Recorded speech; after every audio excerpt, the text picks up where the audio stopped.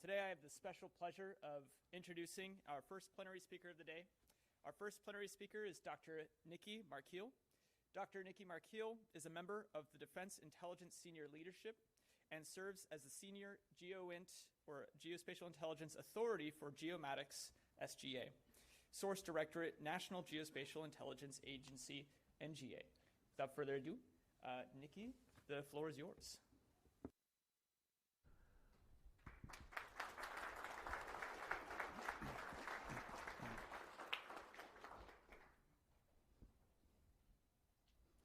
Alrighty, first and foremost, I think we have a good comms check and the technology works, so that's always a good start.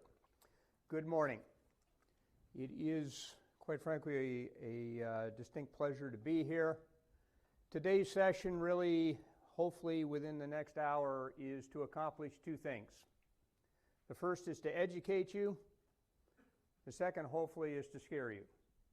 And I make no apologies for that. Because the reality is we have some very significant challenges and we need your help to get them addressed. In 2001, almost 25 years ago now, if you do the math in your head, the Volpe National Transportation Systems Center published their seminal report assessing the vulnerabilities of the U.S. transportation infrastructure that relied on GPS. And over the intervening years, there's been a very long litany of reports and presentations and studies and tests that have provided a very nearly continuous drip of cautionary, sometimes even dire warnings about the impacts to society and infrastructure and systems if GPS, or more generally speaking, global navigation satellite systems, GNSS, were to become degraded or denied. The U.S. Department of Homeland Security has assessed and determined that at least 15 of 18 pieces of critical national infrastructure and key resource sectors rely on GPS, including telecommunications, emergency services, and financial exchanges.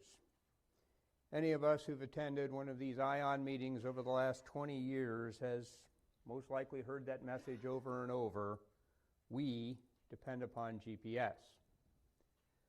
That's not going to be the topic of my conversation today. Instead, I'm going to shift the focus to a question rarely asked.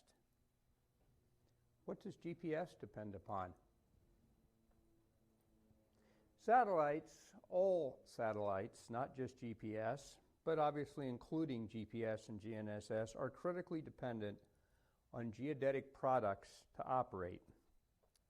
My talk today is going to cover what these geodetic products are, the global geodetic supply chain, which provides the data to enable those products, and the underlying vulnerability of that supply chain to disruption. The satellites that provide vital defense and civilian applications are reliant on constant updates about their place in space, their satellite orbit information, and the Earth's place in space, its shape, its orientation, its coordinate reference frame, and its gravity field. These are collectively known as geodetic products. Now, satellites need these new geodetic products uploaded to them constantly because the Earth and satellites are always moving. The Earth does not stay still. It breathes, it spins, it wobbles, and then to complicate things further, the satellites themselves, which orbit the Earth, are also constantly moving. Satellites get pushed by solar radiation. They get pulled by the Earth's gravitational field a bit more when they go over the Himalaya or the Rockies, a little bit less when they go over the deep ocean or across the middle plains. And because the force of gravity varies over time and location, and thus the impact it has. Geodesy is a Greek word. It means to define the size and shape of the Earth, but more broadly, it is the science of measuring the Earth's shape, orientation, its gravity field, and the orbits of satellites. And it is essential that geodesists constantly make these observations and provide updated geodetic products for satellite operations, because without them, the satellite applications which our society takes for granted would degrade, or fail.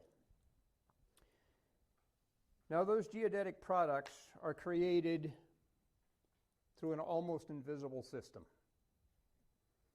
We begin with ground observatories, which are operated by scientists who constantly observe the movement of the Earth and the satellites. These include national and international timing systems, stations for gravity and magnetic monitoring, and most critically, and one of the things that I'm going to be focusing on today, the very long baseline interferometry, as well as the systems for satellite laser ranging.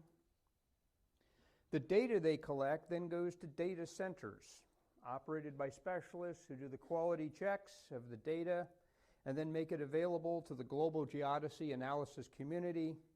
And then finally, the various analysis centers, correlation centers, and analysts who translate that raw data into the geodetic products that we just mentioned a few moments ago, including precision atomic time, foundational geodesy, and atomic timing. 2 atomic clocks only tick at the same rate if they're sitting on the same gravitational or equipotential surface. And then what I call the big 5, the celestial reference frame, the terrestrial reference frame, the Earth orientation parameters, and then, of course, the gravity and time round out the top 5. Now, the geodetic products include that reference frame, the global gravity models. These are essentially the 0 point on a ruler, used to locate points on the Earth's surface, to make precision measurements, to navigate and align other geospatial data. Everything from surveying to cadastry, all the way through every GIS application that exists. We also have the Earth orientation parameters, which describe the Earth's place in space at any given time. For those who are not aware, the Earth does not like to behave nicely. It speeds up and it slows down. If anybody's seen an ice skater, show of hands. When she brings her elbows in, she spins a whole lot faster. If she sticks an elbow out, she spins slower. What do you think happens when you get a big, huge hurricane and you lift a whole lot of water up away from the center of the Earth? It's just like that ice skater sticking her elbow out. The Earth slows down today. And when all the water comes back down, it speeds a little bit up tomorrow. And the Earth likes to wobble. And then finally, we need, obviously, the satellite orbits themselves to describe the satellite's place in space at any given time. All of these products are necessary for accurate and reliable satellite services. Now, it is a global supply chain because no single country can fulfill all the requirements of accurately and reliably observing and analyzing the Earth and the satellites. To measure those constant changes with frequency and the level of precision required to produce the geodetic products that satellites and users demand, ground observatories and highly qualified people within governments and universities all around the world are absolutely essential. Now, on a broad basis, the global geodetic supply chain that you see here is not underneath the control of the Department of Defense. On an international basis, including the United States, almost none of it is considered to be critical national infrastructure. On a global basis, it's not on the domain of any particular government authority. These are often operated by academic institutions, operating in loose confederation with limited and inconsistent funding. So, what does GPS depend upon? Ladies and gentlemen, it crucially depends on these systems. And I can tell you that over the last 5 years, I would be willing to bet even money I have stood on top of more mountaintops, climbed on more of those VLBI antennas, and peered into more control boxes filled with obsolete 1970s electronics than anybody in this room. You laugh, I don't. Most of these systems are decades old. Many of them were built in the 1960s to support the original Apollo moon landing, and then they were transferred over to a variety of academic institutions. Let that sink in for a moment. We have had at least one instance where it rusted and fell apart in the field. Yes, some of them, many of them, are maintained with very much tender, loving care. And if you follow the wires back, you're relying on an operating system, Windows 98. How many security updates do you think that system's getting? You want to talk about the atomic clocks? 40 to 50 years old, 20 to 30 years past replacement. And I can assure you that if those clocks die tonight, in all likelihood, that university does not have $500,000 to go buy a brand new hydrogen maser. And even if they did, the lead time right now on a hydrogen maser is 40 months, which means we lose that station for almost 3.5 years, even presuming that it could be had. I share this slide as a courtesy from my good friends at the United Nations Global Center for Geodetic Excellence in Bonn, Germany. We'll touch base on them more in a moment here. I'm going to note a couple of different issues, but essentially GPS is depending upon this global supply chain. Now in the 2019, at the last federal shutdown, the United States came within 8 days of losing every global geodetic supply chain system that we have. We would have been 100% reliant on foreign data to maintain all of those 15 critical national infrastructure sectors. In the fall of 2022, the world came within 6 weeks of basically losing every operational VLBI site in the southern hemisphere. Some of them were undergoing upgrades. Some of them, they finally ran out of parts to cannibalize. For better than a decade, at least one of these had been literally taking parts off of dead circuit boards to maintain a circuit board, and they finally ran out of spare parts. The station in Tasmania, I can say with their permission, had a failed main bearing and had been down for over a year, and then in a grand tragedy of the commons, the University of Auckland decided as a faculty to discontinue their radio astronomy program and was prepared to hand it over to a telecom. Yes, raise your head, shake your eyes, and that was the situation. We came within 6 weeks of losing every operational site in the southern hemisphere. Now, we barely avoided these self-inflicted wounds through heroic interventions by dedicated individuals. But heroism cannot be the enduring answer to so critical a set of systems which underpin our economy, our security, and our way of life. Ladies and gentlemen, the global system has evolved to become de facto critical national infrastructure, but it is not funded, operated, or conducted commensurate with critical national infrastructure. They are aging, they exhibit obsolete and failing equipment, and they could easily collapse due to a wide variety of material and non-material issues. So, what are these issues, and what are we doing to mitigate them? The sources of failure for these systems of the global geodesy supply chain are grouped into 5 focus areas in line with the UN's Global Center for Geodetic Excellence's strategy and operating plan. The perspectives on what needs to be done have been offered by experts that provide qualitative evidence that confirm the sources of these risks, the emerging issues within 5 focus areas at both global and regional scales. These include, first and foremost, weak and out-of-date governance mechanisms that, while being suitable in a pre-digital era, are no longer appropriate in a digitally connected, federated supply chain involving entities at different levels of government and across public, private, and academic sectors. Number 2, fewer capacity training opportunities being offered by academic institutions to train geodetic specialists. Ladies and gentlemen, we are running out of the very, very people and the expertise that knows how to keep these systems running process the data, and make the geodetic products that are absolutely essential. Number 3, the awareness of the reliance of geodesy to industry, geospatial, surveying, and other key P&T industries, the science community, and the public writ large. Number 4, insufficient evidence of the importance to realize societal, environmental, and economic benefits. And last but not least, insufficient resources, including the dedicated funds and people to operate and stabilize both the existing system as well as modernize and expand it to meet the requirements of the future.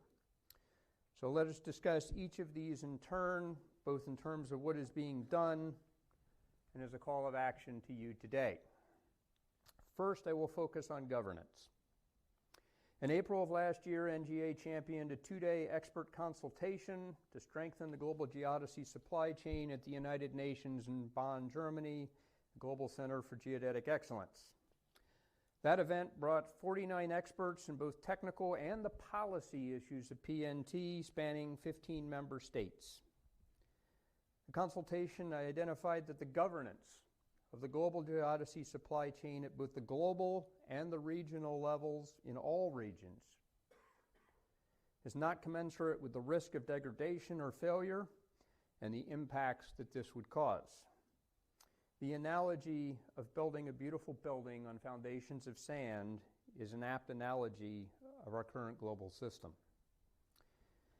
Now, there are a number of regional and global scientific bodies which nominally act as governance bodies for different components of the geodesy supply chain. Personally, I consider them to be more coordination, but we will go with it for the moment that they are the governance bodies that do exist. Great. Except that virtually all of that collaboration is unfunded or offered in kind, undertaken without formal agreements following the initial development on pure scientific bases. There is virtually no legislation, no policy, no rulings to incorporate their recommendations, no mandates for operations of infrastructure, nor the adoption of standards into national policies as being a major barrier to future success. How many here flew in? How many are going to fly out at the end of the week? How many of you truly believe there'll be an air traffic controller up in that tower to make sure you take off safely? Show of hands.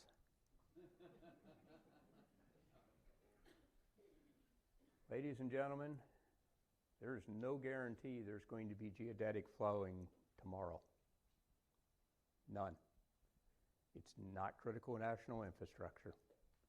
If you get a federal shutdown, those people go home. Now, to mitigate these concerns, NGA proposed a series of actions which, after some debate and discussion, it is, after all, the UN, resulted in the following draft decisions.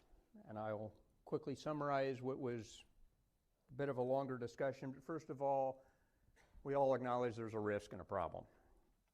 Secondly, we agreed that we must ensure that a celestial reference frame, a terrestrial reference frame, Earth orientation, and satellite orbit products have to be produced.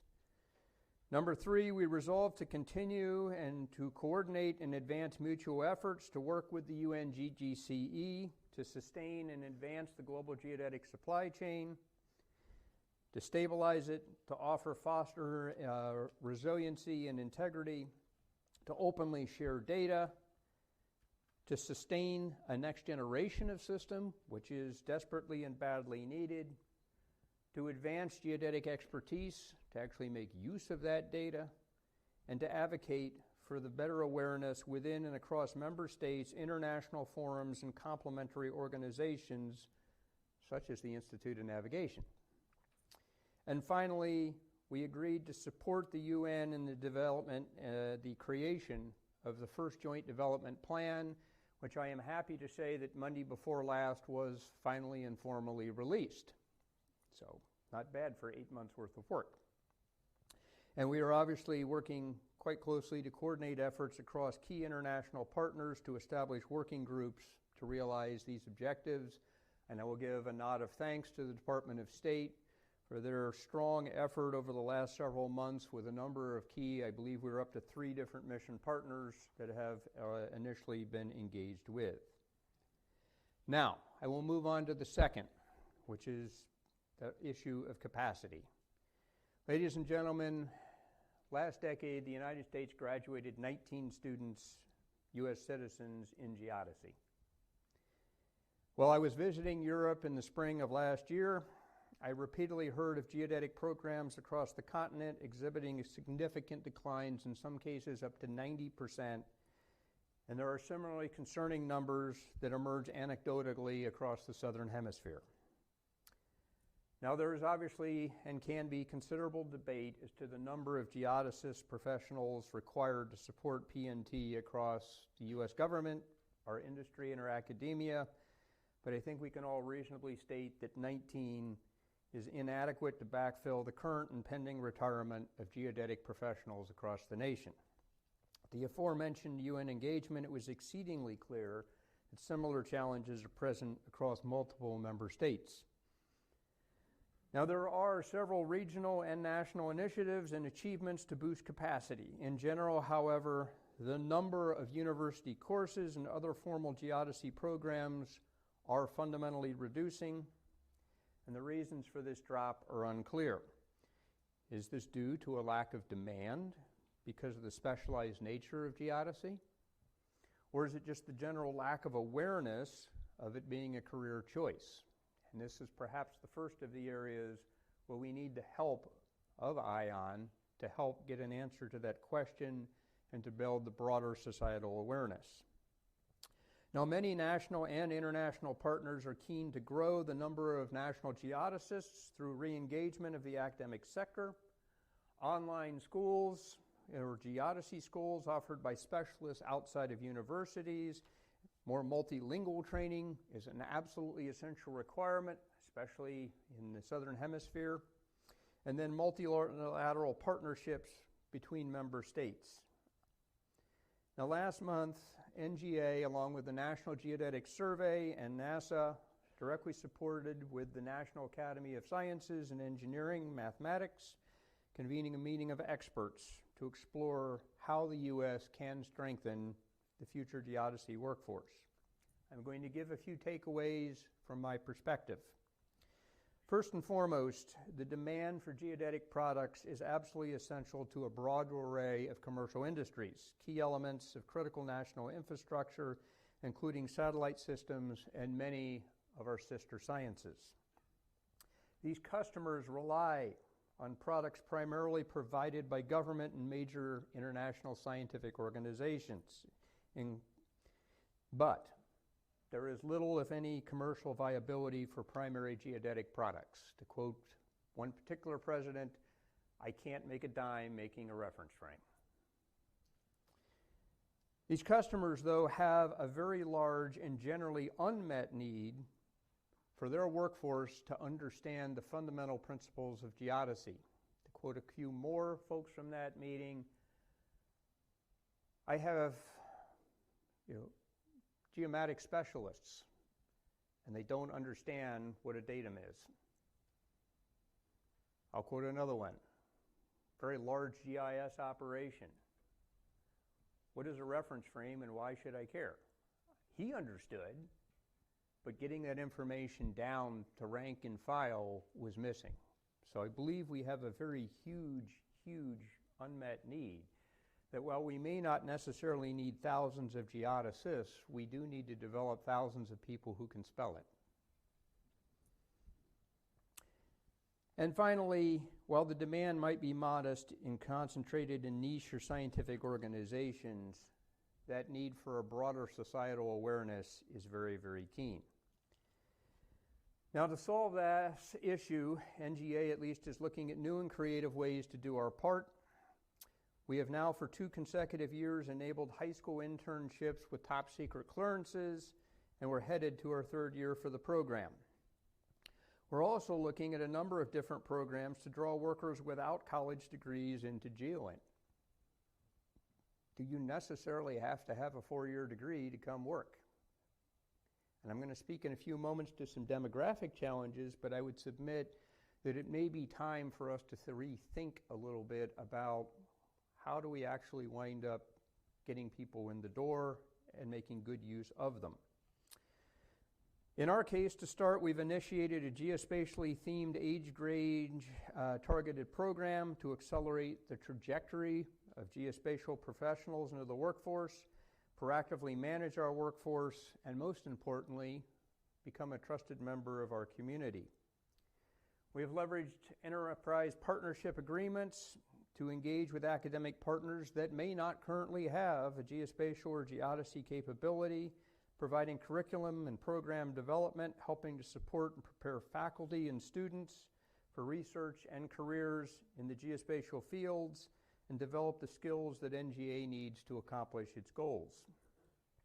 We continue to leverage cooperative research and development agreements, or CRADAs, to research and operationalize projects on the use of artificial intelligence and gravity mapping to help out with the places where we just cannot get boots on the ground. And finally, we've established the Geomatics Emerging Scientist Consortium for Education, Research, and Capability Enhancement. I'm glad somebody spelled that one out for me.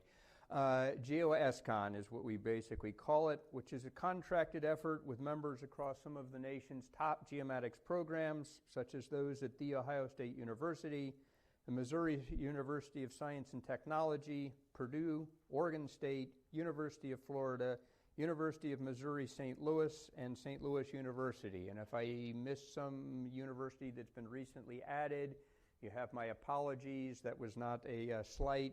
That was just the latest I had when I wrote this speech up and got it into public release. So suffice to say, we are trying to really weave together a broad consortium of partners who can develop the necessary skills and the education that is needed. Now, that being said, from our perspective, the academic community continues to face a series of challenges. Chief among these is obviously the need for students, and also equally to survive, our academic community increasingly finds it an economic necessity to attract foreign students in order to sustain a viable program, as well as attract the academic professionals to staff their classrooms. When they can't get them here, they have to get them from there. We are finding it increasingly difficult to expand research efforts and bolster the academic supply chain while maintaining an appropriate protection to safeguard the economic and security issues of the nation. We must not just strive to bolster the number of students in geodesy, but equally to ensure that the number of academic professionals and university systems exists to enable a robust and secure academic industrial supply chain. Now, the U.S. birth rate has declined 20% since 2008, and we have yet to recover. If you do a little math in your head, 2008 plus 18 is 2026. That first cadre will hit next year, and over the next 4 years start to go to college. And no matter what we do, we will absorb at least a minimum 20% hit because they were never born in the first place. And we will live with that reality for the next 2 to 3 decades. To solve this pressing issue, as I noted earlier, I would submit we need to think differently about hiring. We are going to need to look at upskilling and reskilling from non-traditional hiring pools and find ways to bring non-college graduates into our organizations. Things like stackable certificates, things like being able to partner with local partners who can essentially get just the bare minimum of skills to bring people in, and then have a very robust program to develop them from there. Another key issue is ending the use of math as a stratifying element in our schools. We must commit to bringing math to everyone. It is fundamentally a language and a facilitator, not a means to separate, as one individual called it, the worthy from the unworthy, for college, for STEM, and for viable careers. It's time to call it for what it is, folks. We're not doing a good job, especially when the United States dropped another 15 points last year in math capability. In that vein, we have to get better at working through issues of common concern through communities of practice and other national and international organizations. At NGA, we are addressing the future through the first ever interagency geodesy community of practice, or what we call GCOP. In 2008, also, the National Academy of Sciences published a seminal report on geodetic infrastructure, and if you look at page 7, it noted in there that there is no federal body that coordinates. We are extremely federated over at least a dozen different organizations. And they noted that there was no need nor the necessity to create a new government agency. What they did note, though, was that there was a need for a coordinating body to figure out what we're going to do, in what sequence we were going to do it, and how we're going to fund it. If we talk about some of these GEGO systems that we just ran through, right now I can count off 8 existing and/or planned systems at a total cost of roughly $2 billion. Where's the national plan? I can assure you at this moment it does not exist, and that's just what the GCOP is intended to bring together and to try to address, with the purpose of harmonizing and leveraging the existing geodetic expertise across a broad spectrum of U.S. agencies in order to address those critical issues of geodetic infrastructure, the preservation of geodesy tradecraft and knowledge, in support of assured positioning, navigation, and timing. Now, I will move to the third issue, which is awareness, and this is one where truly I need your help. It is exceedingly clear that the awareness of modern geodesy is low in critical industries, even in the science communities, and in the public writ large. Over the last few months, we've engaged or visited partners across Australia, New Zealand, Tasmania, and multiple countries across Europe. My good friend, Mr. Nick Brown at the UN, has even gone further than that and visited well over 100 different nations. There's been international working group meetings, the International Association of Geodesy, the International Earth Rotation Service, the International Astronomical Union, and many more that I could list. As I've noted earlier, we visited a lot of radio telescopes supporting VLBI and SLR and GNSS. There's been a lot of technical discussions on integration, how to deal with the modernization of gravity to support next generation atomic clocks that many of you may have heard if you were attending the seminars yesterday, as well as conversations on general resiliency for all of these systems that we're talking about. I have personally led a number of strategic as well as technical discussions to stabilize our existing global geodetic observation systems, to plan for the modernization of that infrastructure, as well as technical discussions on the development of quantum innovations to support next generation atomic clocks, as well as altimetry-based gravity modeling for ocean regions. We've had a number of discussions with key mission partners to put together an approximately 10-year plan to establish geomatics capability, again in support of PNT and satellite orbits writ large. What we have found through all of that engagement is that there is some awareness of the importance of geodesy in select case studies in ad hoc regions, to be honest. We must acknowledge the challenges of raising awareness of modern geodesy even within organizations in the geospatial discipline itself more broadly. Critically, we have to overcome the resistance to the idea that what we do in the United States or in another country in terms of infrastructure and capacity development is by definition helping the world. Again, the term geodesy is to define the size and shape of the earth. No one country can do it alone. We have to do it in global cooperation of an international network of systems to measure the earth, not just a small portion thereof. But what we require is clear, effective communication and stakeholder engagement strategies and planning. The strategy and plan must enhance awareness of the importance of geodesy to other industries, including the space sector and the sciences that rely upon geodesy without being aware of its importance. Such a campaign needs to raise the awareness of this infrastructure to the point where we have a national imperative to make it critical national infrastructure. We need your help to formulate that consistent, clear, and simple messaging to raise the profile among students, among decision makers, and among the public. Now, part of forming that consistent and clear, simple messaging goes to the fourth issue, which is to provide a direct link between the investments that are going to be required and the societal, environmental, and economic benefits thereof. Now, NGA, along with other elements of the U.S. government, have conducted investigations regarding the impact of the global geodetic supply chain to select critical programs. Unfortunately, most of those wind up being classified. It doesn't do a whole lot of good in terms of the broader efforts to engage.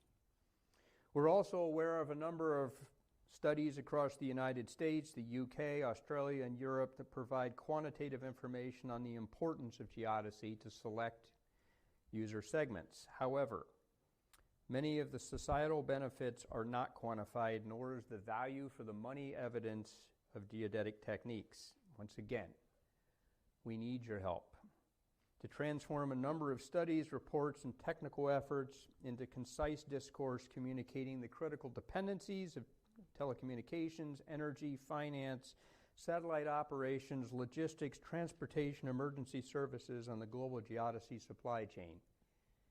Folks, if it degrades by 30 meters, what's the impact to a farmer down in El Centro? I don't know, but it's got to be there. And that's the kind of economic information we need to roll up and be able to explain, so what? We also are required and need to demonstrate the need to continuously measure the shape and size of the Earth for environmental purposes.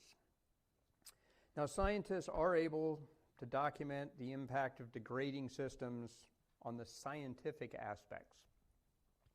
Again, as I noted, we can identify the impacts to select systems.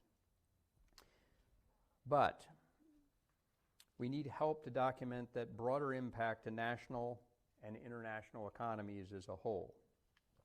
We need the evidence to be met through the development of business cases to attract investment, which includes key messages to promote benefits, consideration of the private sector involvement, and an evaluation of the risks that might result from a poorly maintained supply chain. We need a national acknowledgement of the global geodesy supply chain that must exist as critical national infrastructure and the evidence to support that claim. We require evidence that demonstrates the benefits of integrating national data to global data, particularly for global challenges. To summarize, as one individual last April stated quite clearly, we need business cases based on societal, not scientific, needs. And finally, resources, that fifth issue. We need to stabilize what we have. We need the funding to have dedicated observatories, data centers, analysis centers, and standards development for what we have today. We need additional resources to modernize the global geodesy supply chain to ensure stations, techniques, processes, software, and products can meet the expanding and in more critical user demands that are coming. Just think, folks, about self-driving vehicles. GPS is not going to cut it at 10 foot. Not when you're going 80 miles an hour down a road that's about 12 foot wide. Right? We're going to need better. More than 50% of all of those global observation systems we saw in the previous diagram are 40 to 60 years old and degrading in terms of accuracy and reliability. This results in growing maintenance costs, longer outages for various stations, poor reliability in the observations we do get, which then turns into the degradation of the essential geodetic parameters and products underpinning GPS and all satellites. Now, over the last 3 years, NGA, NSF, and NASA, as well as other government partners, have invested monies to stabilize several U.S. components of the global geodetic supply chain. And we are equally grateful to a number of international partners who stepped up to stabilize crucial elements, particularly in the Southern Hemisphere. To give you an idea, just to get that station in Tasmania running was over $1 million just for the bearing alone. We are buying precious time. Time to coordinate and time to implement a longer-term solution. If you want my own professional opinion, we need to have that solution by the early 2030s, or much of this system is going to degrade beyond the point of repair. All of the member states and partners acknowledge the critical importance of the International Association of Geodesy and its services, and in particular, the coordination they provide to measure the Earth, observe the Earth, and develop all of those critical products which are used by people every day for our critical PNT services.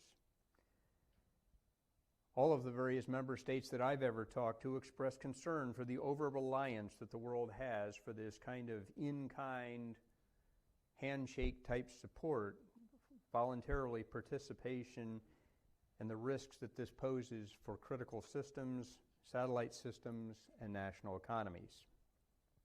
When discussing resource needs, we need improved evidence to justify an increasingly resource related to the global geodetic supply chain. In particular, we need the science community to provide clear and specific descriptions of the ground observatories and the analysis capabilities which are required to improve the accuracy and the stability of those systems. And not just for the purposes of science. I love science, and yes, we have an obligation to continue to do that. But I would submit to my fellow scientists, we equally have an obligation to the very societies that fund the cool things that are done. And that means we need to make sure that celestial reference frames and Earth orientation parameters and terrestrial reference frames exist on a daily basis. This evidence from our science community is needed to rationalize the need for future resources and ensure that observatories, techniques, and processes can meet the expected user demands both now and in the future. At the regional and the national scale, there is a growing acceptance to business models that include the private sector, knowing that public-private partnerships may be the only way to access funding required to enhance the supply chain within select regions. We require, again, the improved description of the importance of those regional reference frames to encourage the buy-in from countries to work together and contribute to regional developments and sustainment to ensure that continuity across political borders. Now, my hat is off to Nick Brown, a long-term friend and colleague who now heads that UN Global Center for Geodetic Excellence in Bonn, Germany. He completed a global listening tour, visiting over 100 countries. I thought I had a lot of airline miles, and then I'll just be quiet. He also has convened multiple meetings of the International Advisory Committee, several plenary sessions on the UN Subcommittee for Geodesy, which have resulted in the draft of the Global Geodesy Needs Assessment, providing a clear roadmap, and as I noted just Monday before last, the first joint development plan to provide an equally substantial roadmap on the strengthening for the global geodesy supply chain. These efforts represent the initial steps to answer the critical questions that we have been discussing today. We are seeing strong support from a number of national and international partners who are at multiple levels. That said, we need your help. We need your help for the advocacy. We need your help to build the awareness. We need, most critically, your help to build the business case. That being said, our modern society depends on satellites. Satellites depend on the global geodesy supply chain, and that supply chain is collapsing to a variety of material and non-material issues, and we need to act.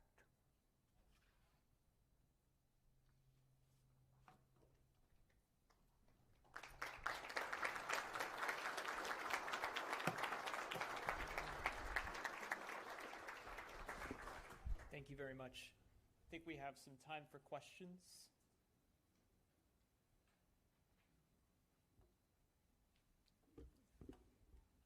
Do we have a mic? So why is positioning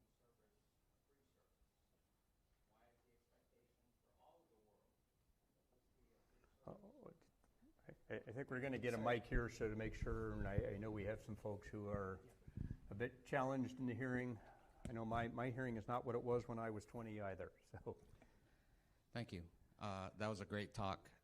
The question that I have is, why is positioning a free service? And why is there the expectation in the entire world that this is a free service? Well, again, it's a topic worth discussing. I think the fundamental question becomes is, how does one wind up making a dime off of it, if you will? You know, okay, so let's say we're Acme Corporation and we're all going to be shareholders here, and you're all going to pitch in $1 or $2, and we're going to stand up an effort to do a reference frame. How do we sell that? Who here's, raise hands, you going to spend $1 so that your phone will work?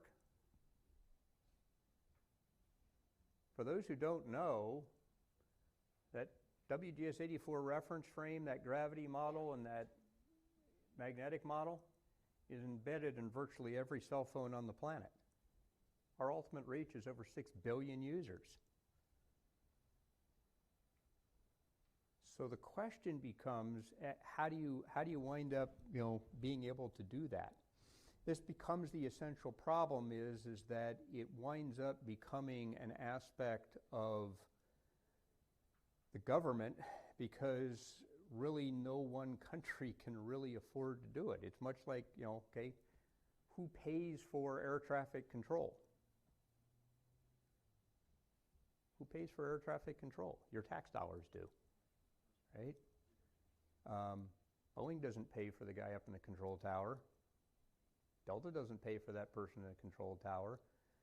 What pays for it is international bodies who coordinate standards, and then governments who declare it as critical national infrastructure. And even if things don't get funded, guess what? There's going to be somebody there in that control tower in Los Angeles, LAX, to make sure you take off safely. So it's certainly a conversation worth having, but at this point in time, it's difficult from everything that I understand of industry to understand how do you wind up actually being able to make that economically viable. Hopefully that answers your question, sir. Other questions? Got one over here.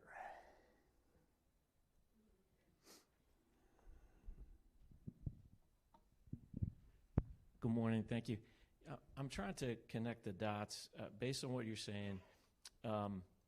Commercial ventures like SpaceX and Blue Origin, those sending people into space are relying on these products that are created by a loose confederation of states and agencies that have a deteriorating infrastructure and components.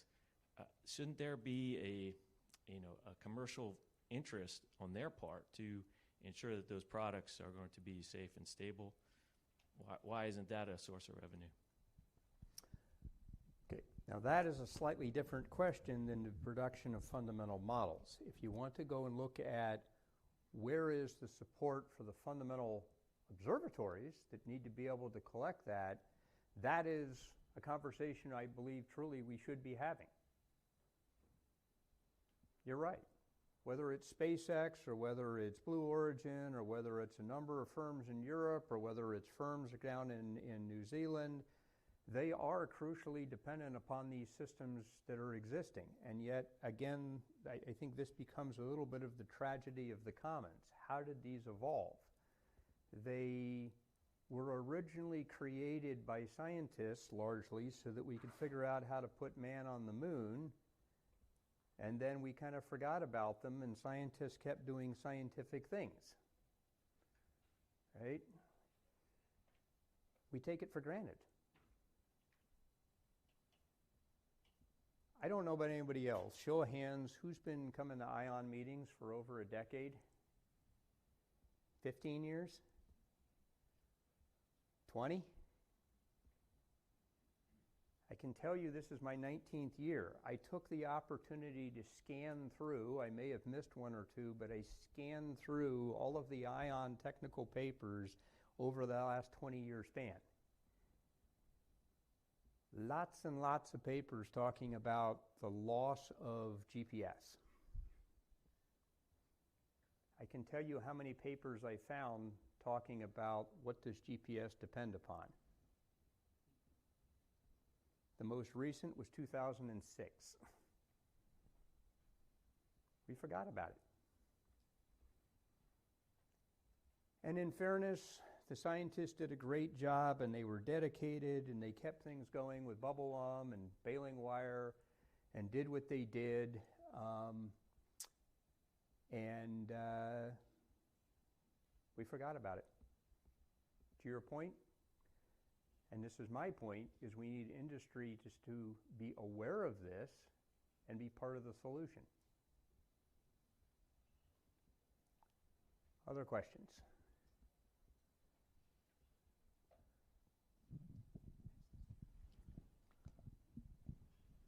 So at our lab, we have about half a dozen to a dozen masers that we maintain, and I'm familiar with what they take to keep up and running. They're more like cars than they are like computers.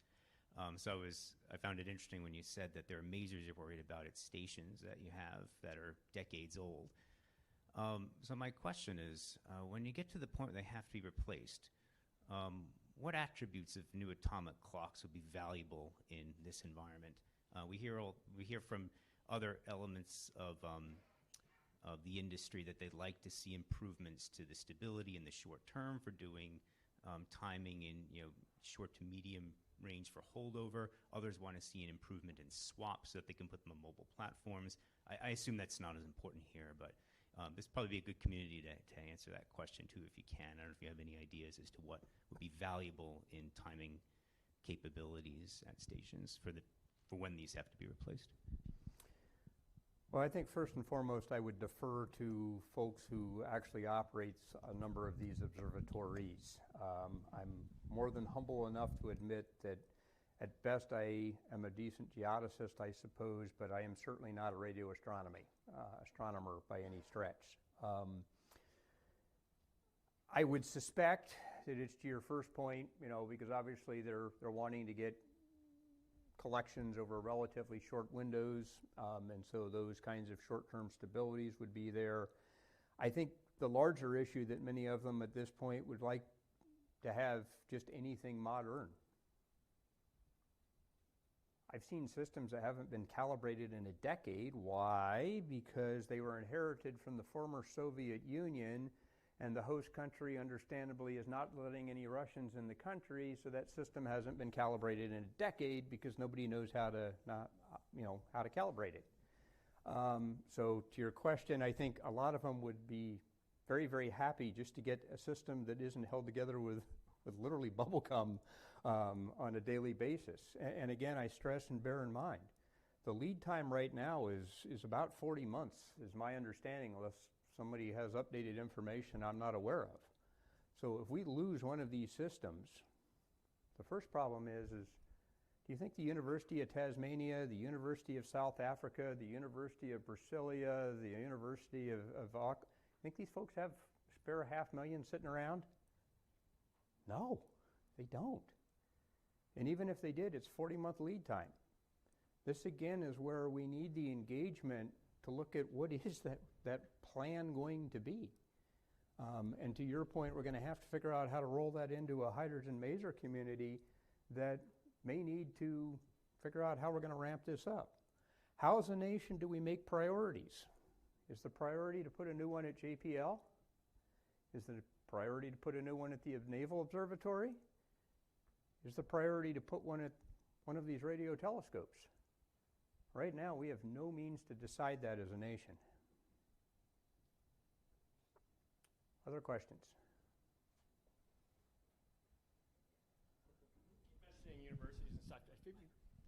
You keep mentioning university support and stuff. Have you reached out to any endowment funds, specifically the Ivies that have billions of dollars? The answer at this point is no, and I'll say that really for two reasons. Well, I'll say three reasons. The first really is that as a member of the federal government, it's really not appropriate for me to do so. So, that again is part of the advocacy and the outreach here. Others may be able to do that. As obviously a member of the federal government, I can't go out and ask for handouts. That's a little inappropriate. The second is that at least in the United States, most of the systems in the United States, again, are owned and operated either through the National Science Foundation or through NASA Goddard. And so those are not generally academically owned, at least in the U.S. The problem is more on the international basis, is where we see the broad prevalence of universities that own and operate these programs, as well as all of the data collection, the data cleaning, and the data processing downstream. On that note, I will also equally note another issue of some concern to me. And that is that for many, many, many decades, the position of these international scientific bodies was and continues to be that they do science for the sake of science. They did not insert themselves in geopolitics. That somewhat changed in 2021 when the Russians invaded Ukraine. Now, the official position of these international bodies continues to be that they do science for the sake of science, and they do not insert themselves in geopolitics. A number, however, of those member bodies, coalition of the willing, made a fundamental decision that they did not want to contribute data that was going to help enable Russia. Now, at face value, you say, well, that sounds like a good thing, right? Degradation of Russian satellite systems, degradation of Russian GLONASS, degradation of Russian PNT, can't quite put the round straight down the chimneys anymore. Until you, at least from my perspective, you think a little bit more long-term and strategically. What happens the next time they don't approve of whatever political kerfuffle we happen to be involved in and decide to cut us off? What's the impact then to GPS? What's the impact of that airplane that's going to land you safely wherever your destination is?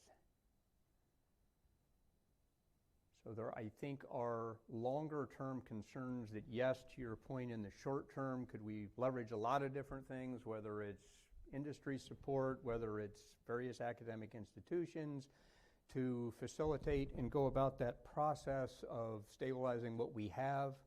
I think in the longer term and in the longer situation, again, it goes to these need to be critical national infrastructure, both in the U.S.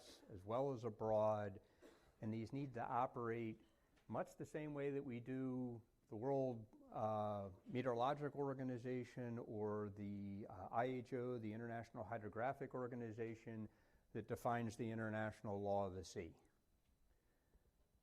That's my assessment, not necessarily the position of the U.S. federal government. I stress that, okay? But I think I love my fellow scientists. We need, in my viewpoint, to do two things. On the one hand, yes, government, industry, you need this. You need to fund it. Part of that funding is to realize that you can't just go yanking it away from people who have the capability, have the understanding, have been doing it with great diligence and keeping you afloat for the last 40 years. And you owe them a debt of gratitude, honestly, and you need to fund a little icing on the cake so they can go out there and find black holes and life on other planets and all of those really cool things that they do. Scientists, as I stated earlier, you have an obligation to the society that even gives you the money to do that. And that means a certain fair measure that at 1500 Zulu, we need the data to make sure GPS flies. And that's the bargain. I think we have to wake up and we have to realize that bargain exists and we got to get it funded. But while I love the idea of places like Ivy League schools, great, and let's do what we can to Band-Aid. It can't be the long-term solution. It just can't, not in my mindset. Other questions? Hey, yeah, quick question. Right here. Over here. Okay, thank you. So it's the industry's done a really easy job in the GPS world of being able to translate to people, hey, when 1 nanosecond error times it by the speed of light, this is going to be how far off you are in distance. I've heard the geodetic discussions a couple of times. Are there simple, quantifiable things for those of us who don't have, well, for people who don't have great math skills, when you're looking for funding to be able to go to some government agency or some people and just say, hey, look, if station X has this error, you know, or this goes down, is this? I heard you say 30 meters, but I can't do the simple math to figure out what the errors would wind up being. And I'm wondering if there's resources out there, because I find that's an incredibly powerful message when you're able to just translate distance to time quickly, looking for something similar in a geodetic world in some of the data. That is an excellent question and an excellent point, and I wish right now that I could offer that. The short answer is I really can't. I was noting earlier about the near loss of the Southern Hemisphere, and I asked a very simple question, so what? I got an answer a year later, just for GPS. Part of the problem is that the systems that are out there are constructed to be able to produce the daily geodetic products, and they presume that everything exists. That modeling capability to figure out, okay, if I lose New Zealand, if I lose Brazil, if I lose Wetzel, so what? That unfortunately right now really doesn't exist, and that's part of the challenge. Excellent question. Yes, sir. Yes, thank you, Nikki. You mentioned that maybe the need for more defined international cooperation is there any treaty type initiative going on that could? Yeah. Okay, so we're going to take as the last question, being mindful of time here. And I will just note, as I noted earlier, that we have a number of things going on with Department of State. Really the plan right now initially is going to be a series of PNT bilateral agreements between nations. That's the easiest, cleanest approach. The full expectation, though, is eventually, if you even think of, just to be honest, like the US 5I plus a couple of extras in no time flat, that's like 50 pieces of paper that everybody has to sign because everybody's got to sign with everybody else, right? It becomes an n minus 1 times n problem, right? And so eventually the system will reach a point where the weight of paperwork alone will mandate ultimately, I think, getting to treaties and those kinds of aspects. But yes, at the moment there are a series of efforts really to start engaging with key partners to try to figure out how to at least do PNT bilats and move things forward. With that, I thank you very much.